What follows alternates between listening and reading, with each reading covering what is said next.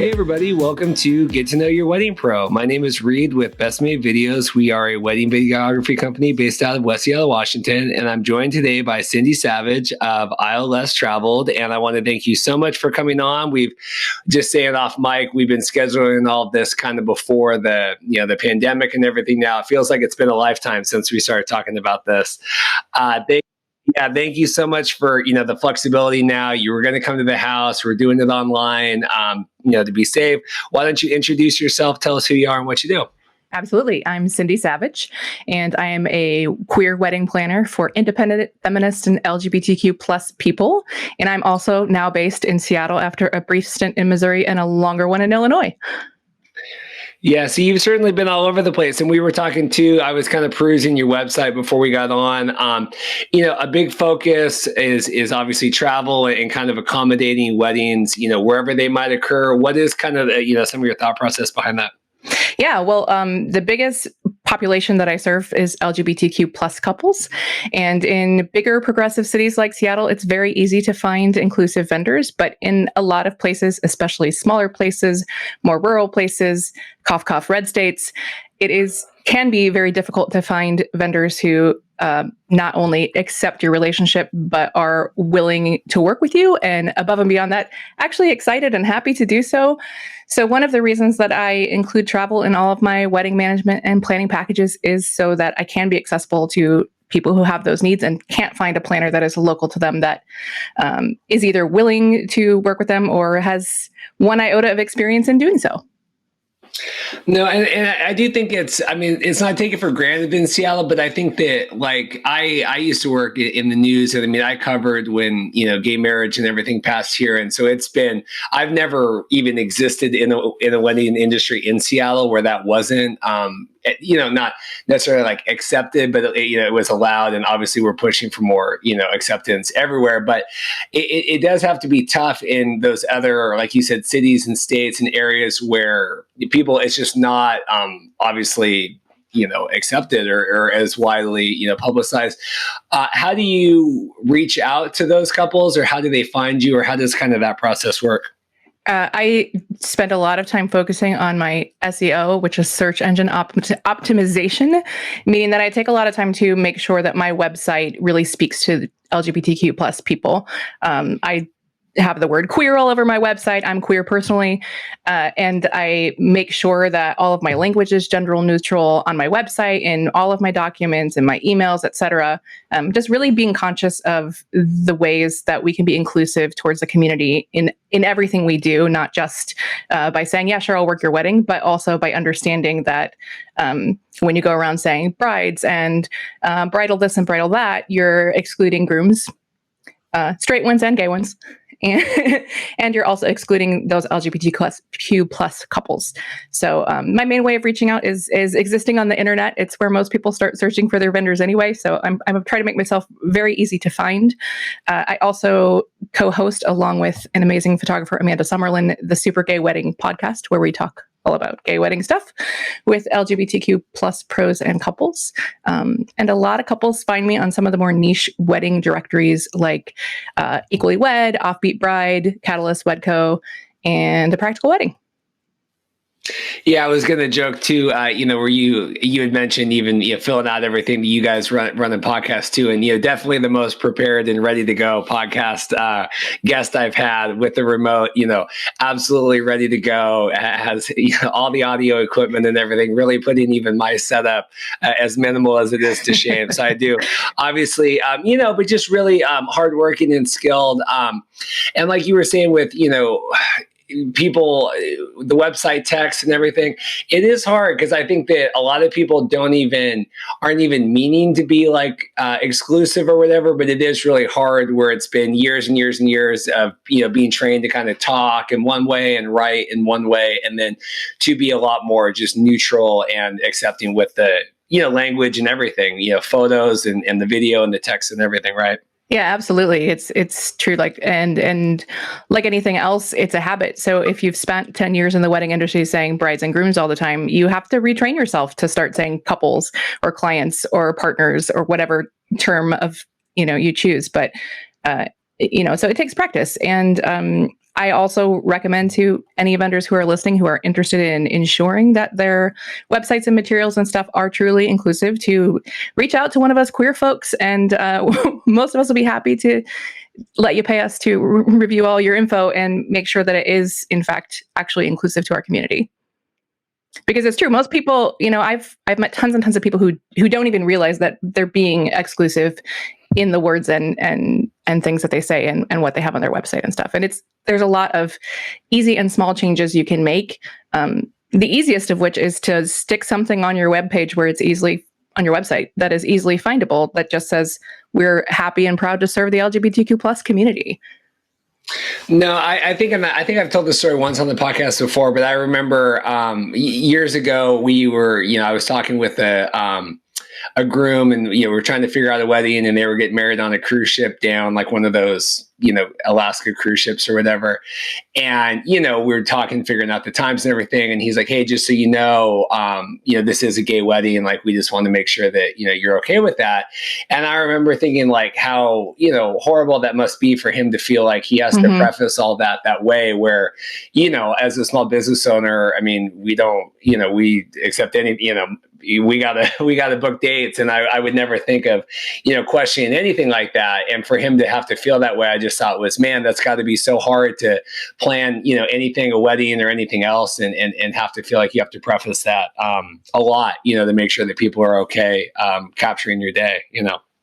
It is. It's one of the things that is, I think, most difficult for the queer community as they're planning weddings, is that every vendor you contact, if you haven't already seen something on their website to that effect, you do. I mean, and we experience this in our everyday lives, no matter what we're doing, that we're constantly coming out to people who make incorrect assumptions. I mean, it happened to me the other day on a Facebook thread. I mentioned something about my partner and somebody said, "Oh, he's something, something." And I was like, actually, my partner's non-binary.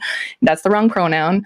And it's a kind of a constant microaggressions in our lives. So we're dealing with it all the time. We're always coming out to people, everybody new we meet, basically, unless there's a reason not to, or circumstances don't make it come up. But you really can't go through your life as an LGBTQ person without coming out a lot to a lot of people.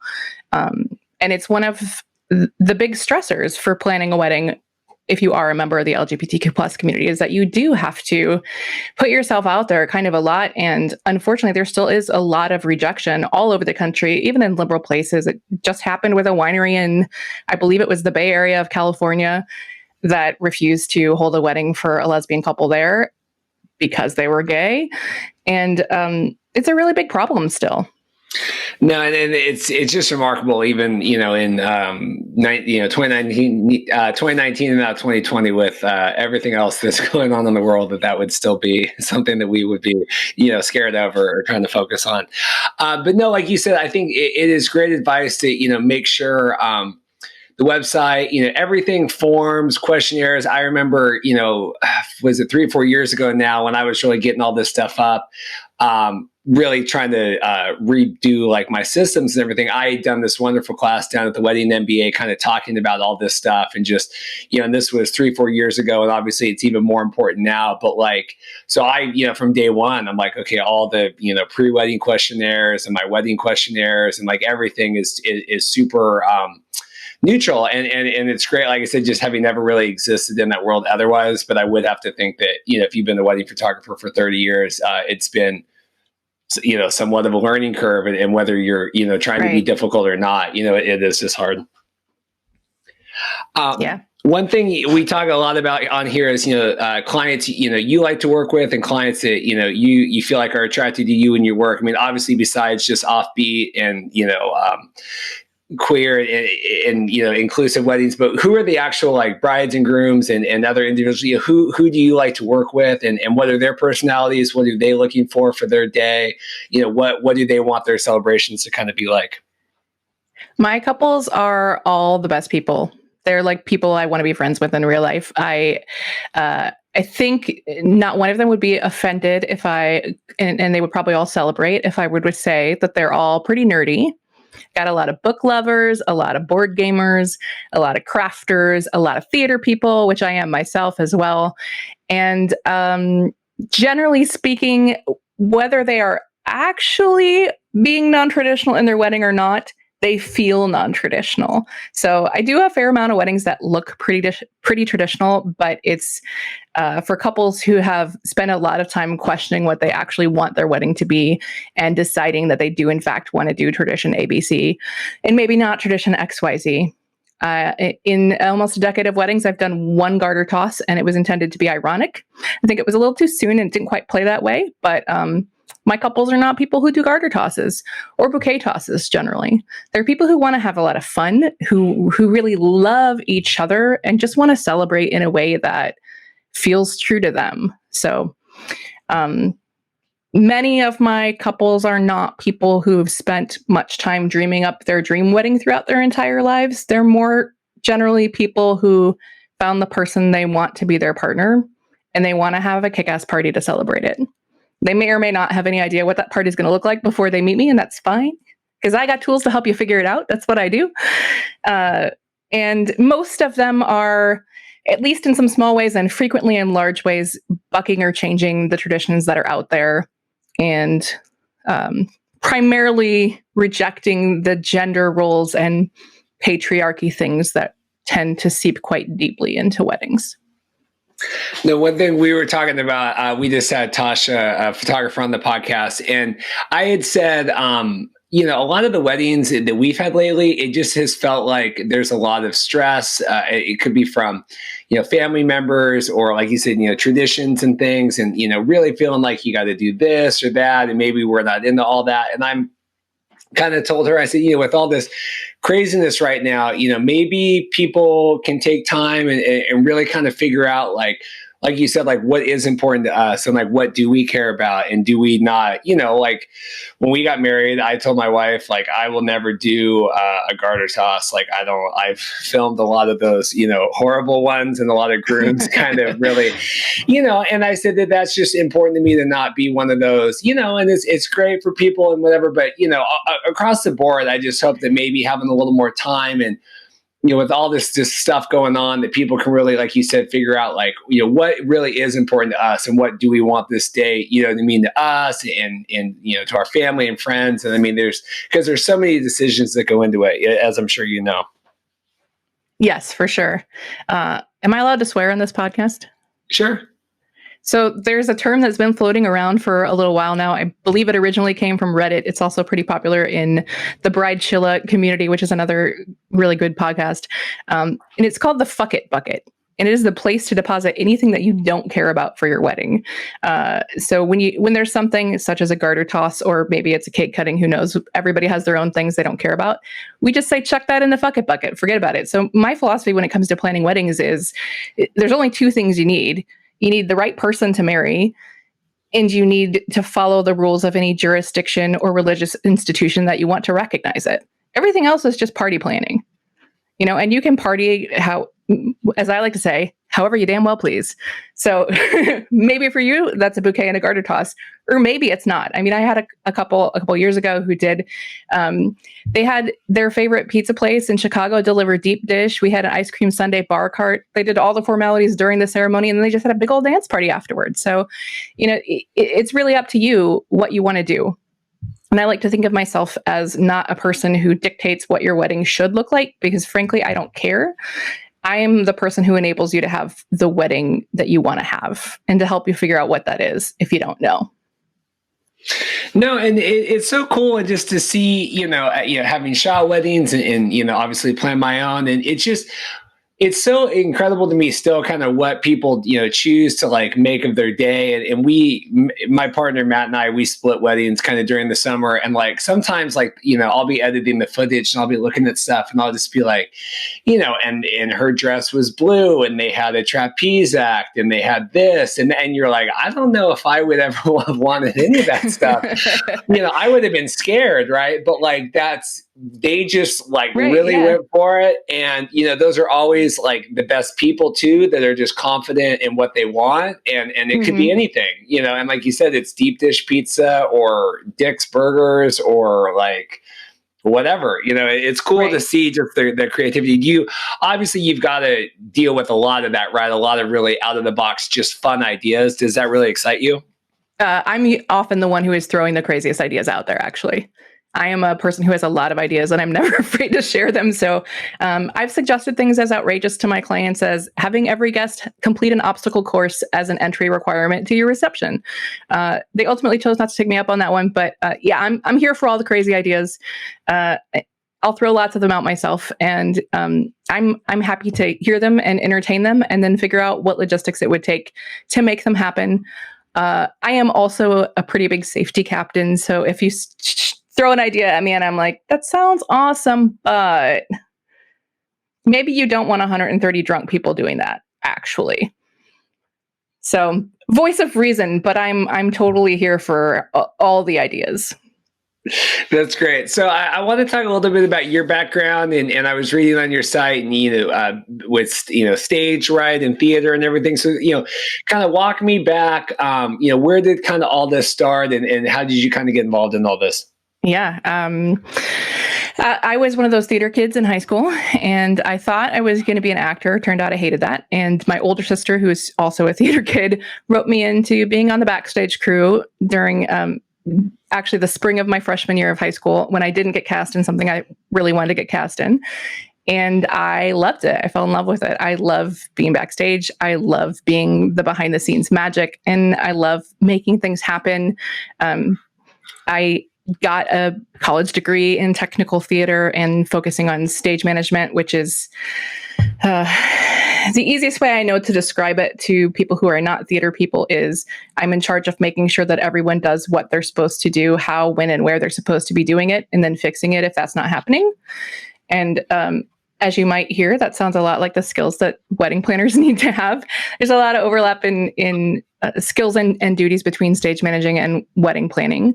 But as a stage manager, I worked professionally in Chicago for a number of years, and I ended up running and planning and organizing quite a few theater fundraiser gala type events, and kind of thought, well, hey, this event planning thing is pretty fun too, and also uses a lot of the same skills that I like, and maybe I should think about it, and then sort of put it on the back burner. And every year or two, it would pop up in my brain. I kind of think maybe I'll do that someday, and then I wouldn't. I would keep doing theater because I love theater.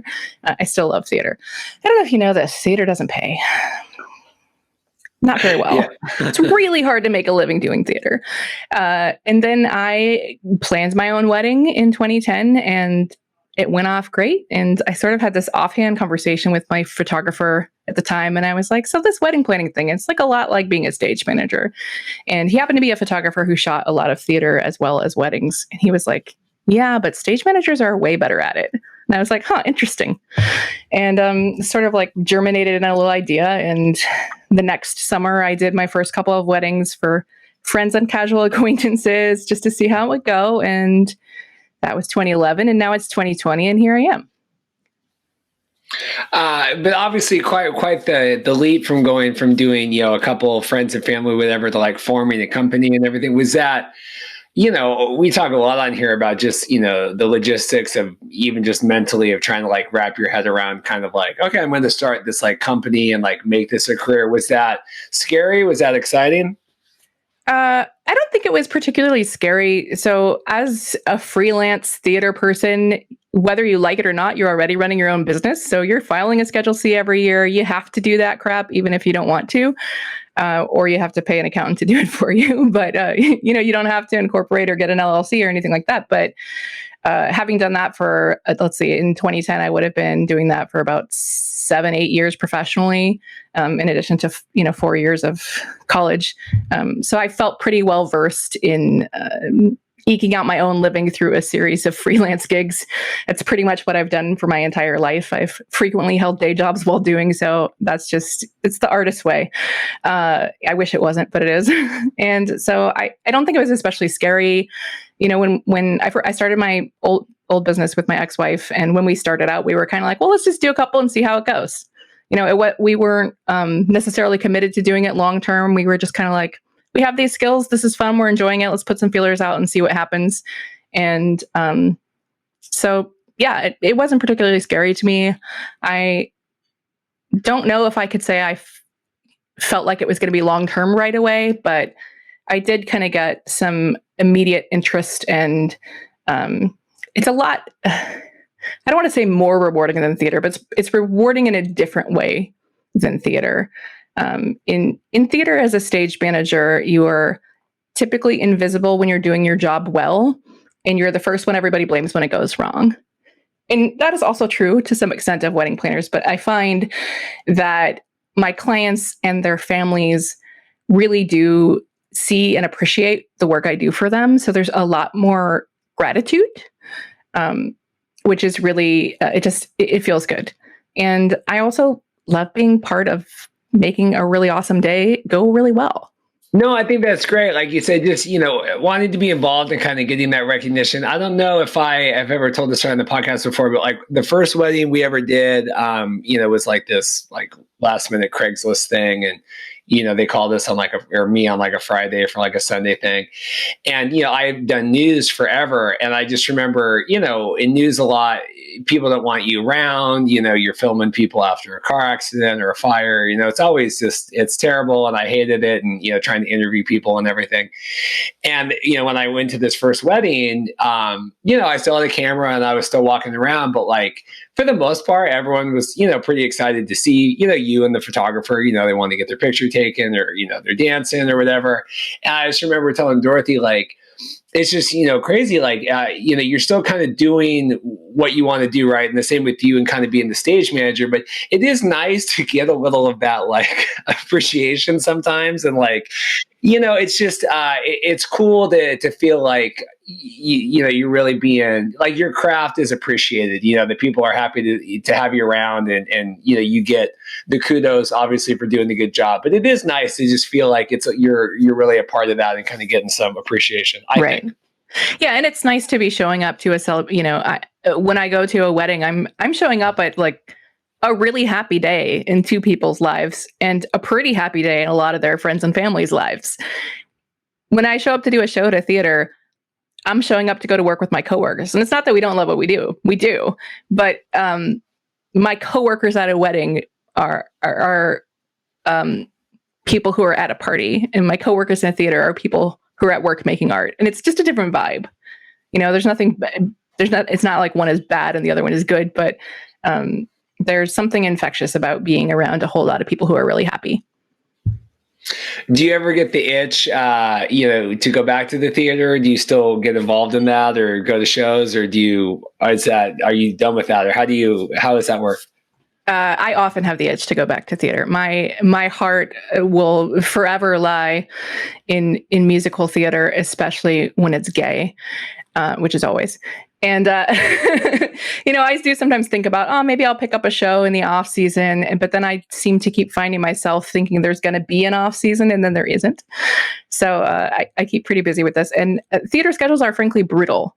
Most theaters, if I could be really honest, for a stage manager, you'll be lucky to get paid $1,000 or maybe $2,000 for 4-ish months of work. And during those 4-ish months, you're going to be putting in all of your evenings and probably your whole day Saturday for the first 2 of those months, maybe 2.5. And then the last 6 to 8 weeks, you're going to be giving up your Friday night, your Saturday afternoon, your Saturday night, and your Sunday afternoon to do the shows. And as a stage manager, you're essentially on call all the time.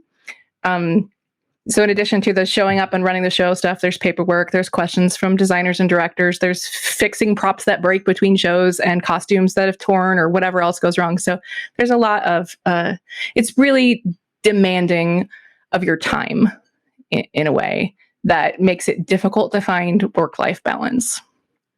And I know all the wedding pros out there are going, we don't have any work-life balance. What are you talking about? But I promise you it's better. Well, and I do think that the pay too is a little, I still work weekends like I did in news, but, I do get paid a little bit better now than logging that camera. No, my main assistant, Matthew, he does theater down in Puyallup when he can. They do, I think they do like 4, 6, they do a lot of shows. It's like a volunteer thing. And he's always telling me about, they got to do this and that. He's crazy busy between even working for me and that. And he has a part-time job too. And then like, you really do it for the love and, the appreciation of it. Yeah, certainly not for the money. So right. And at a certain point, like love can't sustain you, right? I know we're on a wedding podcast and love it's really important. It's a really important thing, but it's not everything. And it does not, I'll be a naysayer here. It doesn't conquer all. It's really important and you need it. And it takes a lot of work and it doesn't conquer everything. But yeah, at a certain point, like, I don't know, when you're 22, giving up all of your time for something you love is fine. But when you're like 38, sometimes you just want to like be home for dinner most nights. Well, and also too, giving up, taking, like you said, where you had kind of done the theater life and, and kind of, you were used to juggling that. It's hard too. I talk with Dorothy a lot. I have some friends that work in news, or one of my friends works down in LA, and, they get paid, better in LA. And I'm like, it's really hard to like do that kind of cut to the entrepreneurship when you do have like an actual real high paying job. I mean, I got paid not, it wasn't, I'm like, well, I got to make up, whatever I'm making it, the news station, if I'm doing audience and whatever else, it's a little bit easier than like, well, I'm working down in LA and making a lot of money. And then I got to figure out how to do that. It's hard, that entrepreneurial kind of jump, really depending on what you're leaving is easier or harder, kind of depending on what you're leaving behind. Right. So, you said you started out in the Midwest and then you transitioned out to Seattle. I mean, obviously that's got to be quite the shift. What was it like to kind of move it out here and kind of join, this just kind of wedding community and the city and everything else? What was that transition like? Well, it's still happening. I've been here since November, so I'm just barely 6 months in here, and only really just starting to get to know the community here. And right now, all but one of my 2020 weddings are not even in the state of Washington. So I'm still feeling very new here, but this being the second time I've relocated my business to another state, I have a little better handle on it this time. It's a lot like starting your business all over again. You got to get familiar with the new market, start meeting all the vendors.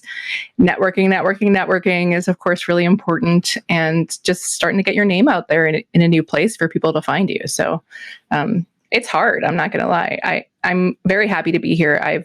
My best friend went to school in Portland, Oregon, and has been there ever since college. So since 2000, because that's how old we are. And I have been visiting her pretty much every year for at least a week for the last 20-ish years.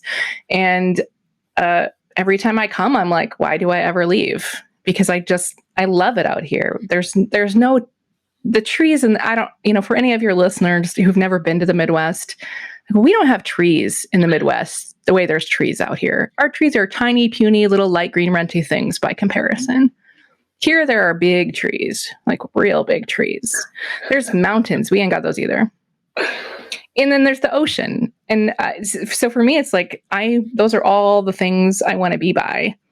I got a little of it in Chicago with that big lake because it feels like an ocean some days, and occasionally it smells like it. But, I came out here because I really love just all the nature that's out here. And so my partner got a job opportunity out here. I was like, yep, let's go.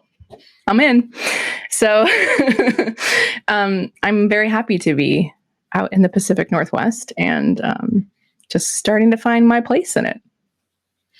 It's funny. Before kind of all this happened, Dorothy and I mean, it seems like years ago now, we're trying to plan the spring break trip for, when she's going to be off, now everyone's off, but was going to be off.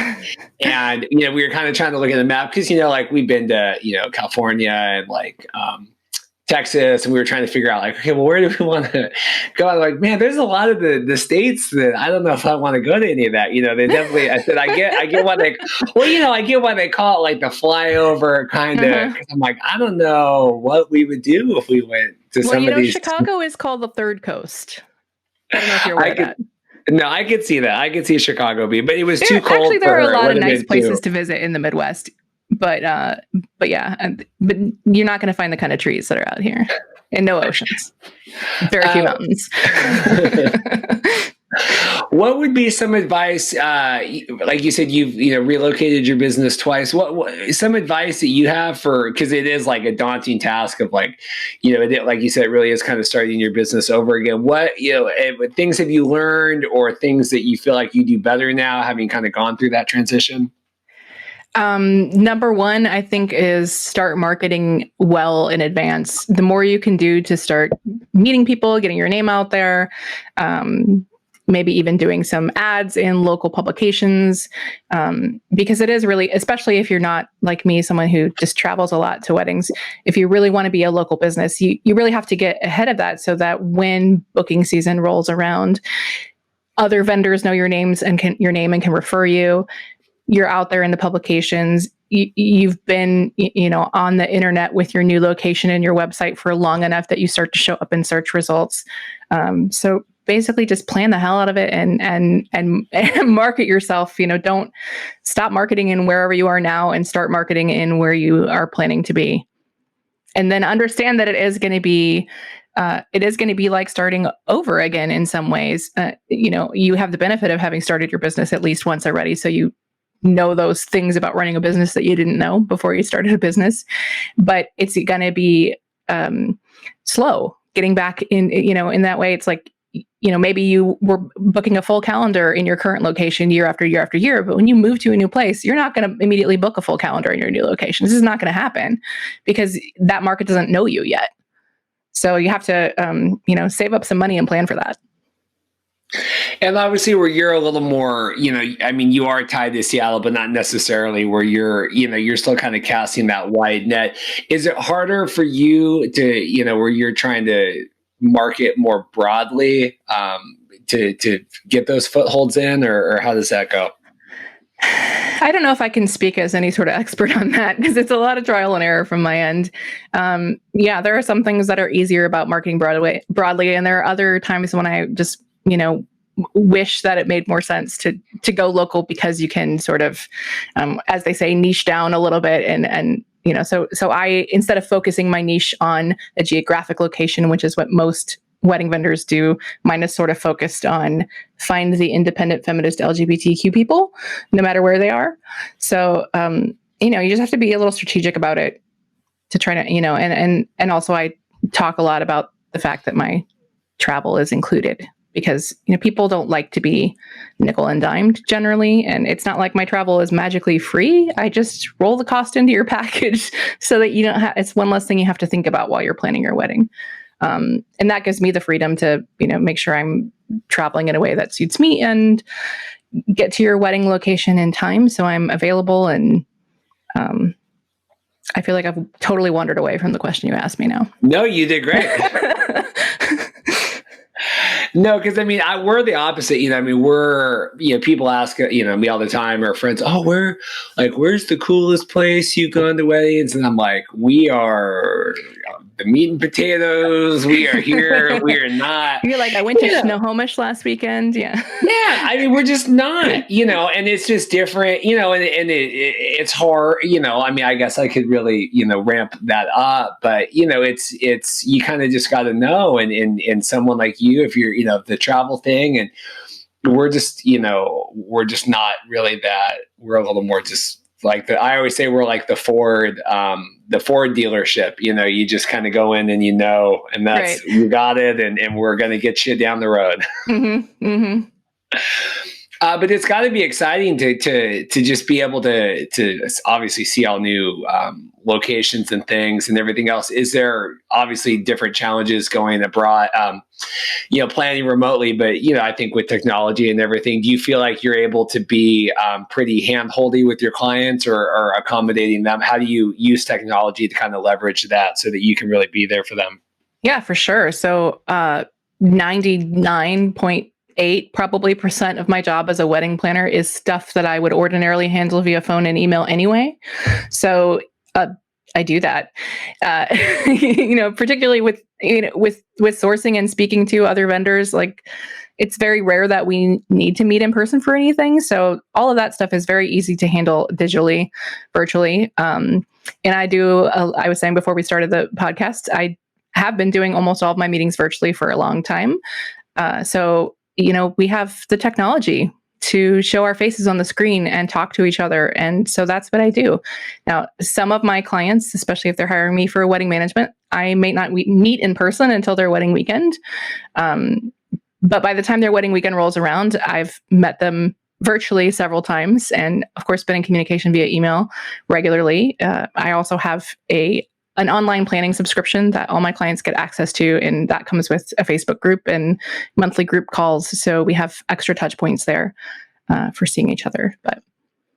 And then with my full planning clients, I usually do anywhere from 1 to 3 trips before the wedding weekend to their wedding location with them. So then I usually get to meet a few times in person, which is great.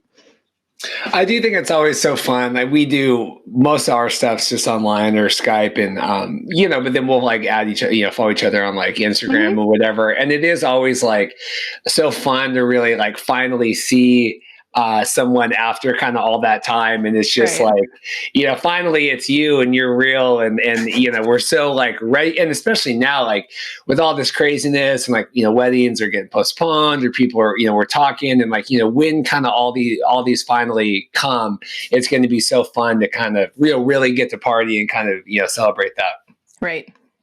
Yeah, that's going to be a good time. What is some things that you feel like you are constantly kind of educating your clients about, or that you wish more people knew, when it comes to like wedding planning, or, you have your couples, think about, or what are kind of some things that you wish more people knew when it comes to planning a wedding? I think the number one thing that people have no idea before, no, there's 2 number one things. Okay, I'm splitting it.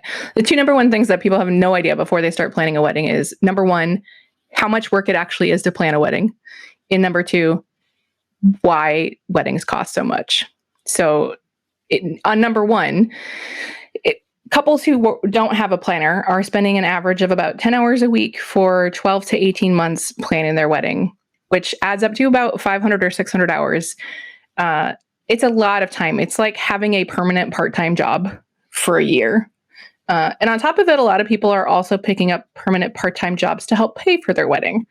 So it's really is a lot of work. So I believe firmly that the reason so many people are stressed out when they plan weddings is because they're doing it all themselves. And it's a crazy amount of pressure because we have, as a society, built up weddings to be this most perfect, best day of your life. And it has to go really, really, absolutely perfectly. And it has to include all these, traditions, whatever things in order to be a real wedding or whatnot, which obviously, I think is bullshit. But so there's all this like pressure to make this perfect event. And then on top of it, it takes up all of this time of yours. But then there's the compounding factor that most people who are planning a wedding have literally never planned a large event before and have no idea how to do it. So on top of the time half of the time it's taking you to plan a wedding is time you're learning how to plan a big event. It's not actually time you're spending on the actual planning part. So it's stressful because you're trying to plan something that has to be perfect without knowing how to do it and learning on the fly how to do it. And then you're doing it on top of your already existing life, which is usually very busy. At least for my clients. I can't speak for yours, but most of my clients are people who have jobs that take up a lot of their time. They have social lives that take up a lot of their times. Almost all of them have pets that take up a fair amount of their time. Some of them have kids who take up a fair amount of their time. So, my clients are busy. They don't have time for 10 hours a week to plan weddings. That's why they hire me. No, it's crazy. I mean, I was doing weddings and stuff, when we planned, and it just amazes me that, how many people try to do it on their own, and it's so daunting, and you almost don't even know until it's too late, or you're way into it. I mean, do you find that you're picking up, do you feel like your clients are people that know from the get-go, like, we want to have a wedding planner, or do you feel like you're getting some people that are, and it could obviously be a mix, but you're getting people that are just kind of realizing they're over their heads? Yeah, most of my clients hire me pretty early on, whether it's for full planning or because they know they want someone to manage the day. I don't get a ton of people that come at me sometime after they've started. But most of my clients initially start to plan and they go, oh no, I don't have the time or the bandwidth for this. I would rather put my money towards that. I'm going to hire someone to do this for me who knows what they're doing.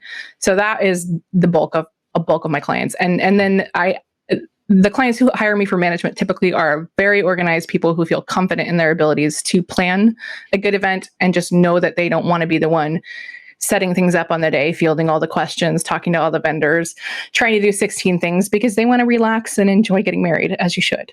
So I do occasionally get the, oh shit, we're in trouble. And those are, frankly, harder weddings to work because they typically, if you don't know how to plan a wedding and then you try to plan one anyway, you're probably going to make some mistakes, which is to be expected. So I do get those people occasionally too. So, and then in that case, I do find that I'm sort of cleaning up the mess a little bit, but that's okay. Yeah, there's just so many unknowns, and I mean, even like I always remember, like we're like the couple, and we had a planner like the 3-month.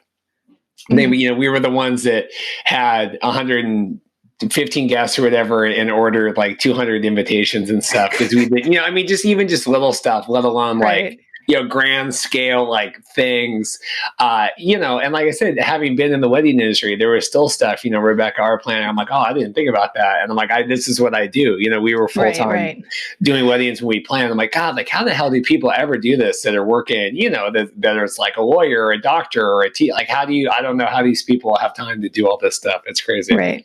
Yeah. And that's, one of the things that I do for my wedding management clients who, like I said, are not the full service clients, but they get, as soon as they hire me, they get my big ass wedding planning checklist, which automatically calculates deadlines based on the wedding date you input at the top. Along with, like I said, access to my wedding planning subscription, which is basically a super organized brain dump of my wedding planner brain with step-by-step modules to walk them through all the things they're going to need to do. And, if I'll just plug that a little bit, if you don't mind, one of the biggest reason people don't hire wedding planners is because we're so expensive, and we're expensive for a reason. That's because it takes a lot of our time and expertise to plan your wedding. But the reason I created a subscription is because people who have smaller budgets tend to really need planning support more than everybody else, actually, because they're taking on so many extra logistics and DIY projects. So I created the planning subscription. It's got an affordable monthly price, which right now is $45. I'm not going to promise that isn't going to change, if you're listening to this 3 years from now, but it walks you through every step, and you get my one-on-one support in our Facebook group and our monthly group calls. So the reason I invented it is because I kept meeting with really awesome people who were planning exactly the kind of weddings that I love to work, but couldn't afford my fees. And so I wanted to make sure that there was an option available for people with smaller budgets. So you can plan with me for a year using that service for about $540. And it's an affordable way to make sure that you have professional help in avoiding some of those mistakes and making sure that, you're planning a wedding that suits you and not doing things you don't need to do and not missing things that you should do and that kind of stuff. So one thing I'll say, about you and other, good wedding planners is really wanting to impart that kind of the education that you guys have and really wanting to help out. And I think that is truly just, so valuable because, a lot of people could just be like, well, you can't afford me, like whatever, or I don't have time for that. But people that really care and that are really invested kind of in the industry and clients' well-being, I think, do make those tools available. So I think that's awesome to kind of include that. What's your favorite part of the wedding day? What really excites you and brings you the most joy kind of being a part of it? I like those like 5 minutes right after the ceremony when my clients are just ecstatically happy to finally be married to the person they love. Extremely relieved to never have to plan a wedding again, which is often something I remind them of during those few minutes. And I always recommend that people take 10 or 15 minutes alone right after the ceremony and just like go kind of digest the big thing they just did and sit and be one-on-one alone with each other for a little bit. I have a lot of my clients are pretty big introverts. So it's extra helpful for those folks to get some time out of the spotlight, especially right after that happens. But and now again, I've lost your question. I'm sorry. No, that's great. My brain just goes on all the pathways. So no, the 5 minutes after our ceremony, besides, we had like the champagne, whatever, was getting the call from our alarm company that my neighbor that had probably let our dog out countless times had on that day at that time forgotten how to turn off the alarm. Oh my God. So we're getting a call from the alarm company. Like, we're at Salty's, like Dorothy's taking like some photos, whatever. They're like, well, okay, well, what is your passcode? I'm like, I don't know what our passcode is. And they're like, well, do you want us to send you a new passcode? I'm like, no, I'm at my wedding and I just want to not be on the phone right now. So we can just shut that off. But no, it's a good moment. I especially like the fact that reminding them that they don't have to plan a wedding ever again. That's probably helpful. Right. Yeah, I do. I always, I'm usually the person waiting at the end of the aisle to tell them where to go next. And so, I, of course, always congratulate them and then let them know in case they seem worried about it that they're done and they never have to do that ever again. And now they just get to go party. So people are usually pretty relieved to hear that. That's awesome. This has been great. You've brought, so much excitement and just good stories and everything today. Is there anything else you wanted to touch on kind of before we let you go? I know you do the podcast and everything. Anything else you wanted to make sure that we kind of got out there? I feel like we pretty much covered it. So before we let you go, why don't you, kind of plug your websites, everything else, the great subscription service you're talking about. And I know, like you said, you have that Facebook group. So a couple things to run down, but let's hit the important ones that you want to make sure people know about. Yeah, you got it. My website is islesstraveled.com, AISLELESSTRAVELED.com. You can listen to the Super Gay Wedding podcast anywhere you love getting your podcasts, or find it at supergaywedding.com. And if you want to join my freaking awesome subscription, you'll find that at chooseyourown.wedding. And I have a free Facebook group for engaged couples. You don't have to be my clients to join it. And you can get that at facebook.com/groups/ILesTraveled. Perfect. I love all the names and all the catchiness, and you can tell a lot of time and energy went into thinking of all that stuff. I appreciate all that. No, I think it cannot be overstated. Like even doing the podcast and stuff, just, the time that people put in and all the extra stuff that people don't necessarily think about, I think, really kind of sets apart. And I hope that, other vendors and couples and kind of everybody appreciate that. So I think it's good. You know what? I'll just say that, your wedding is a celebration, and planning it shouldn't be a drag. It should be fun. And if you're not having fun doing it, then you probably need to do it in a different way. No, I saw someone posted on, it was horrible, but on like Instagram or something. And it was about the whole virus thing right now. And it was like, this is the world giving you time to like think about if you really wanted to get married to that person or whatever. Yeah. A lot of people are suddenly getting to know their spouses or partners in a new and different way. Yeah, they say, right, take a road trip if you want to really get to know someone, or self-quarantine with them in the house for a month, and we'll see how it works out. So yeah, hopefully all those engaged couples out there who are currently stuck working at home or enjoying working at home with their partners are still going to want to marry them at the end of it. Yes, absolutely.